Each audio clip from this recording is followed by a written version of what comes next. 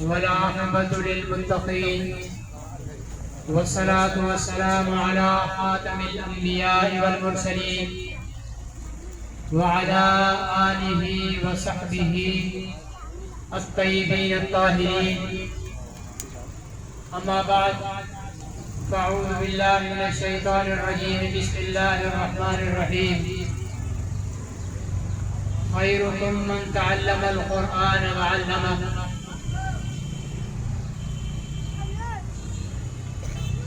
انتہائی قابل احترام جامعۃ الحرمین سکھر کے محتمم حضرت مولانا عبد الرحمن صاحب دامت برکاتہ العالیہ اور اسٹیج پر موجود دیگر معزز علماء کرام اور انتہائی قابل احترام سامعین اور میری ماں اور بہنوں، یہ میرے لیے انتہائی اعزاز کی بات ہے کہ میں اپنے استاد محترم اور مربی شہید اسلام حضرت مولانا مفتی عتیق الرحمن شہید کے خانوادے اور ان کی صاحبزادی کے ادارے کے اندر بطور مہمان آپ حضرات کی خدمت میں کچھ معروضات عرض کرنا چاہوں گا.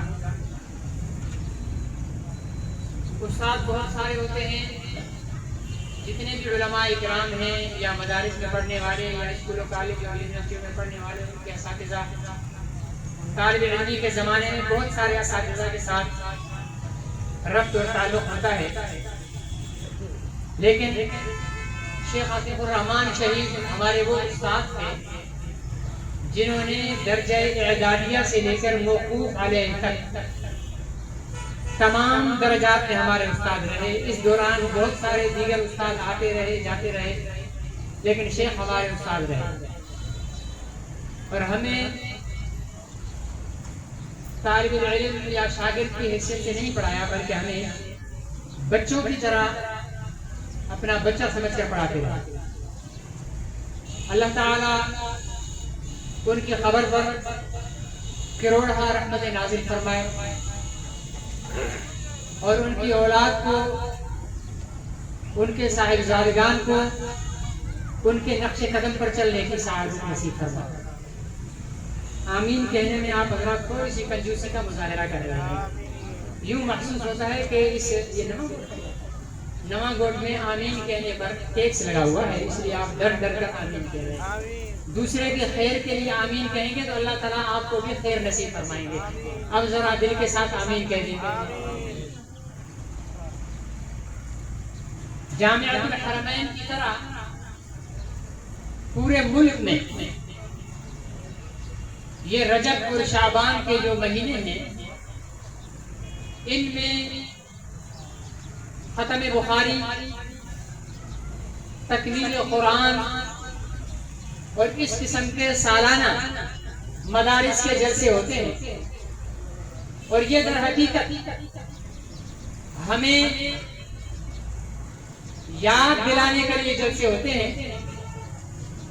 کہ مدرسہ یہ کسی عام انسان کی طرف سے بنایا گیا کوئی ادارہ نہیں. ہمارے ہاں اگر کوئی اسکول ہو، ان کی ٹیچروں کو چاہے کچھ آتا جاتا نہ ہو، لیکن اگر اس کے اوپر بورڈ لگا ہوا ہو کیمبرج اسکول، تو ہمارے مسلمان بیچارے بڑے فخر سے وہاں داخلہ دلوائیں گے کہ کیمبرج اسکول ہے. آکسفورڈ اسکول، تو ہمارے مسلمان فخر سے وہاں پر بچوں کو داخل کرائیں گے کہ میرا بچہ آکسفورڈ اسکول میں پڑھ رہا ہے. یہ کیمبرج اور آکسفورڈ یہ دنیا کے لوگوں کے بنائے ہوئے ایک ادارے ہیں دنیاوی علم کے. اور چونکہ یہ ادارے ایک طاقتور ممالک میں موجود ہیں، اس لیے غلام قومیں ان اداروں کے نام بڑے فخر سے لیتی ہے۔ ورنہ اگر دیکھا جائے جو نسبت قرآن اور حدیث کے تعلیمی ادارے کو حاصل ہے، جسے ہم مدرسہ کہتے ہیں، وہ دنیا کے کسی بھی تعلیمی ادارے کو حاصل نہیں۔ آکسفورڈ کا ادارہ دنیاوی تعلیم کے کسی ماہر نے قائم کیا ہوگا، کیمبرج کا تعلیمی ادارہ دنیا کے کسی ماہر نے قائم کیا ہوگا، اور بہت سارے دیگر ادارے ماہرین تعلیم نے جمع کر کے بورڈ بنائے ہوں گے، پھر نصاب ترتیب دیا ہوگا، پھر ادارہ بنایا ہوگا۔ لیکن مدرسہ یہ واحد دنیا کا ادارہ ہے جس کی بنیاد رحمت دو عالم، فخر الرسل، سید الانبیاء، خاتم الانبیاء حضرت محمد رسول اللہ صلی اللہ علیہ وسلم نے مسجد نبوی کے ایک تھلے پر 70 صحابہ کو بٹھا کر قرآن پاک کا سبق پڑھا کر دین کی تعلیم دے کر سرکار دو عالم صلی اللہ علیہ وسلم نے یہ اعلان کر دیا کہ مدرسے کی بنیاد میں وجہ تخلیق کائنات رکھ رہا ہوں، مدرسے کی بنیاد میں رحمت للعالمین رکھ رہا ہوں، مدرسے کی بنیاد میں امام الانبیاء رکھ رہا ہوں۔ جس چیز کی بنیاد امام الانبیاء رکھ دے، جس چیز کا آغاز تاجدار ختم نبوت رکھ دے کر دے، دنیا کی طاقتیں بڑی بڑی اٹھیں گی اس ادارے کو مٹانے کے لیے، لیکن 1400 سالہ تاریخ گواہ ہے کہ پیغمبر صلی اللہ علیہ وسلم کے شروع کیے گئے اس ادارے کو مٹانے کی کوشش کرنے والے بے نام و نشان ہو کر چلے گئے، لیکن آج بھی محمد رسول اللہ صلی اللہ علیہ وسلم کے قائم کردہ یہ دینی مدارس موجود ہیں۔ کیوں موجود ہے؟ اللہ تعالیٰ نے قرآن میں خود فرمایا کہ ہم نے اس قرآن کو نازل کیا ہے اور ہم ہی اس کی حفاظت کریں گے۔ اس سے صرف قرآن کے الفاظ کی حفاظت نہیں مقصود، قرآن کے الفاظ کی حفاظت بھی اس میں شامل ہے، لیکن جو قرآن پڑھنے پڑھانے والے ہیں، جن عمارتوں کے اندر قرآن پاک پڑھا اور پڑھایا جا رہا ہے، اس میں وہ بھی شامل ہے۔ یہی وجہ ہے کہ آج ہزار رکاوٹوں کے باوجود وہ عمارتیں، وہ بلڈنگیں پوری آب و تاب شان و شوکت کے ساتھ قائم ہیں، جن کا نام مدرسہ ہے۔ تانا دیا گیا، کہا گیا یہ مولوی معاشرے کا ایک حقیر طبقہ ہے، یہ عجد ہے، یہ گنوار ہے، ان کو کوئی کام کرنا نہیں آتا۔ تانا دیا گیا کہ پاکستان کی تنزلی کے اندر، پاکستان کی ترقی کے اندر سب سے بڑی رکاوٹ اور تنزلی کی سب سے بڑی وجہ یہ ملا ہے۔ اگر پاکستان میں ملا نہ ہوتا تو پاکستان چاند پر جا چکا ہوتا، دنیا چاند پہ چلی گئی۔ ملا ابھی تک کفنا سے اوپر شلوار کے مسائل بتا رہا ہے، دنیا چاند پہ چلی گئی۔ ملا ابھی تک پیٹ پر ہاتھ باندھنے کے مسائل بتا رہا ہے، دنیا چاند پر چلی گئی۔ ملا ابھی تک قبر کے اندر کے حالات بتا رہا ہے۔ اس طریقے کے ساتھ تانے دیے جاتے ہیں اور کہا جاتا ہے، اور یہ تحریک اگرچہ قدیم ہے لیکن پاکستان میں پرویز مشرف کے دور سے اس تحریک کے اندر شدت پیدا ہوئی، اور کہا گیا کہ ہم چاہتے ہیں کہ مدارس کو حکومت اپنی تحویل میں لے، یہاں کے علماء کی تنخواہیں ہم دیں، یہاں کے مدرسین کی تنخواہیں ہم دیں، طلباء کو کھانا ہم دیں، پینا ہم دیں، بس ایک کام کر لیں کہ یہ قرآن و سنت کی تعلیم کے ساتھ ساتھ تھوڑے سے عصری علوم بھی مدرسوں کے اندر شامل کر دیں، تاکہ مولوی صاحب کو میتھ بھی آئے، مولوی صاحب کو انگلش بھی آئے، مولوی صاحب کو سائنس بھی آئے۔ کتنا مزہ ہو، بات دعویٰ خوبصورت، کتنا مزہ ہو اگر مولوی صاحب بھی ہو اور میتھ کا بہترین پروفیسر بھی ہو، مولوی صاحب بھی ہو مدرسے کا ڈی سی بھی بن جائے، مولوی صاحب بھی ہو اور MBBS ڈاکٹر بھی بن جائے، صرف مولوی بن گئے، صرف نماز پڑھاتے ہیں، ملا کی دوڑ مسجد تک۔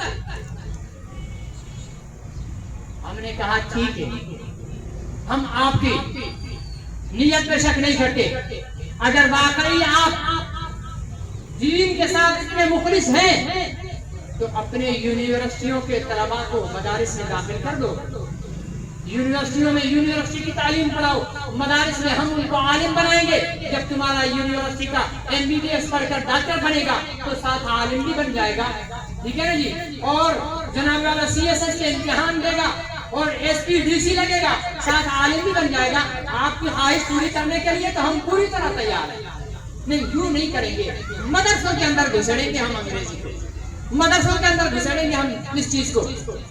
اور پھر دیکھیں یہ قوم جو مدارس کو اور مدارس کی انتظامیہ علماء کو طرح طرح کے کہانی دے رہے ہیں, ان کی اپنی حالت کیا ہے.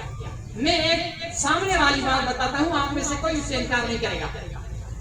ایک مولوی کو آپ 10,000 اسکوائر فٹ کا خالی پلاٹ دیتے ہیں, کہتے مولوی صاحب یہ آپ کے لیے مدرسے کے لیے. وہ مولوی صاحب محنت کرتا ہے, ٹھیک ہے نا, وہ مولوی صاحب محنت کرتا ہے, گلی گلی جاتا ہے, محلے محلے جاتا ہے, مسجد مسجد جاتا ہے, نماز کے بعد کھڑا ہو جاتا ہے کہ جناب میں نے فلانے محلے میں مدرسہ شروع کیا ہے, مسلمانوں میرے ساتھ تعاون کرو. یوں چندہ جمع کر کے روپیہ 10 روپے جمع کر کے 10 سال کے اندر وہاں پر 5 منزلہ شاندار عمارت کھڑی کر دیتا ہے. یہ ہے مولوی کا کام.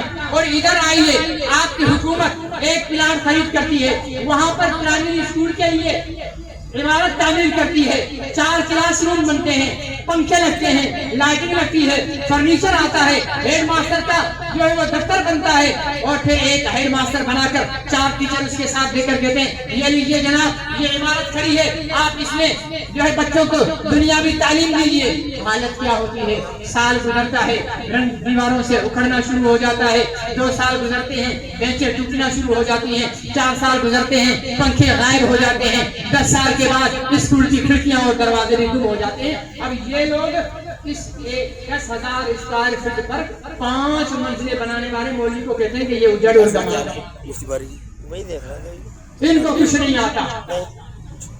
اور پھر ابھی 1-1.5 ہفتہ ہوا ہے, صرف دیوبندی مسلک کے ایک بہت بڑے وفاق کی بات کر رہا ہوں, وفاق المدارس العربیہ پاکستان. 1 ہفتے سے لے کر جمعرات تک 6 دن سالانہ امتحان ہوا. یہ مدرسہ ہے, اندر پیپر چل رہا ہے, 500 طلبہ موجود ہیں, دروازے کے باہر فوٹو اسٹیٹ مشین لگی ہوئی ہے, اور ان 500 طلبہ کو 5 مولوی کور کر رہے ہیں, 5 مولوی کور کر رہے ہیں. ٹھیک ہے نا جی. اور کوئی کاپی کا خوف نہیں, کوئی کاپی کلچر کی سوچ نہیں, کوئی دفعہ سے چالش نہیں, کوئی امتحانی سینٹر کے اندر SP کی ڈیوٹی نہیں, کوئی مختار کار کی ڈیوٹی نہیں, کوئی AGM کی ڈیوٹی نہیں, DSP SHO نہیں آ رہا. 5 مولوی ہیں جن کو تم نے اجنڈ اور گوار اور دنیا کا حقیر تک کا کہا. وہ 5 مولوی 500 طلبہ کو کنٹرول کرتے ہوئے ایک بہترین طریقے سے امتحان دے رہے ہیں. اور آپ کا جب میٹرک بورڈ کا یا انٹر کے امتحانات ہوتے ہیں, SP صاحب بھی امتحانی سینٹر کے وزٹ پر, DSP صاحب بھی امتحانی سینٹر کے وزٹ پر, اور تمام ادارے جو ہیں وہ پہنچے ہوئے ہیں. DSP صاحب کی جیب میں بھی کچھ پیپر ہیں, میرے دوست کا بچہ امتحان دے رہا ہے, اس کو دینا ہے. ٹھیک ہے, ایسے جو صاحب کی جیب میں بھی کچھ پیپر ہیں کہ میرے دوست کا بھی بچہ امتحان دے رہا ہے. جو امتحان میں نقل روکنے کے لیے آئے ہوئے ہیں, ڈیوٹی لگی ہے, وہی کاپیاں کرا رہے ہیں. اب یہ طبقہ کہہ رہا ہے کہ یہ مولوی گواہ ہے. میرے بھائیوں, اس پروپیگنڈا کا شکار نہ ہو. آپ نے دینی مدارس کے ساتھ کھڑا ہونا ہے, اور اس کے ساتھ کھڑے ہونے کے چند راستے ہیں. پہلا راستہ یہ ہے کہ ہم اپنی اولادوں کو دینی مدارس میں داخل کریں. دوسرا راستہ یہ ہے کہ ہم دینی مدارس کے ساتھ مالی معاون بنیں. اور تیسرا راستہ یہ ہے کہ دینی مدارس کے خلاف ہونے والے پروپیگنڈا کی تردید کریں اور مدارس کا دفاع کریں.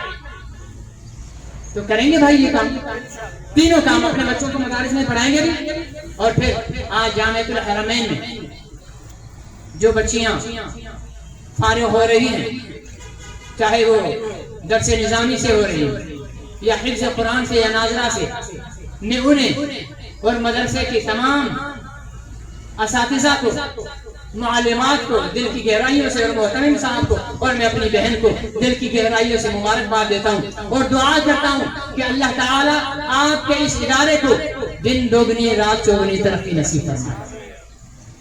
مجھے اشارہ ہو گیا ہے لیکن ایک بات کیے بغیر مجھے سکون نہیں آئے گا، اور وہ بات ہے میرے بھائیوں ختم نبوت کی۔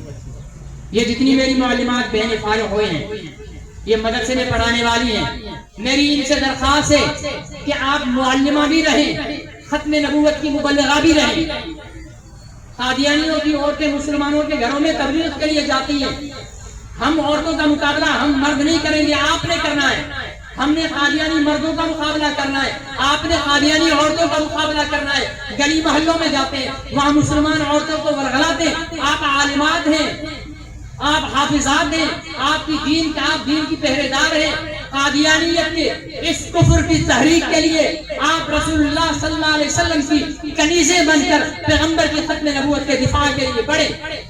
میری آپ کو نصیحت ہے، آپ دنیا کسی بھی شعبے میں چلے جائیں لیکن ختم نبوت کے کام کو اپنے اوپر لازم سمجھیں۔ اور ابھی آپ کے سکھر میں عالمی مجلس تحفظ ختم نبوت جو کہ عطا اللہ شاہ بخاری رحمۃ اللہ علیہ نے 1949 کے اندر یہ جماعت قائم کی تھی، اس کی ہر 3 سال بعد رکنیت سازی ہوتی ہے۔ آپ سیاسی پارٹیوں کے ممبر بنتے ہیں، آپ دیگر فرقہ واریت کے ممبر بنتے ہیں۔ آئیے ہمارے مولانا محمد حسین ناصر صاحب عالمی مجلس تحفظ ختم نبوت سرکار ڈویژن کے روئے روائیں، آپ ان کے ساتھ رابطہ کریں، آپ ممبر بنیں، میری بچیاں اور میری بہنیں بھی ممبر بنیں ختم نبوت کی، اور اپنے اوپر ختم نبوت کا کام لازم کر لیں۔ کیوں کہ ختم نبوت کا کام محبت رسول کا تقاضا ہے، ختم نبوت کا کام عشق رسول کا تقاضا ہے، اور دل میں اگر عشق رسول نہیں ہے تو پھر کوئی بھی عمل قابل قبول نہیں ہے، کیونکہ شاعر نے کہا ہے محمد کی محبت دین حق کی شرط اول ہے، اگر وہ اس میں خامی تو سب کچھ نامکمل ہے۔ محمد کی اگر جنت میں جانے کا ارادہ ہو تمامی کا تو گلے میں توق ڈال لو محمد کی غلامی کا۔ محمد اور حج اچھا، زکات اچھی، روزہ اچھا، نماز اچھی، لیکن میں باوجود اس کے مسلمان ہو نہیں سکتا۔ میں جب تک کروں میں خواجہ بدحا کی عزت پر خدا شاہد ہے کامل میرا ایمان ہو نہیں سکتا۔ ہمارے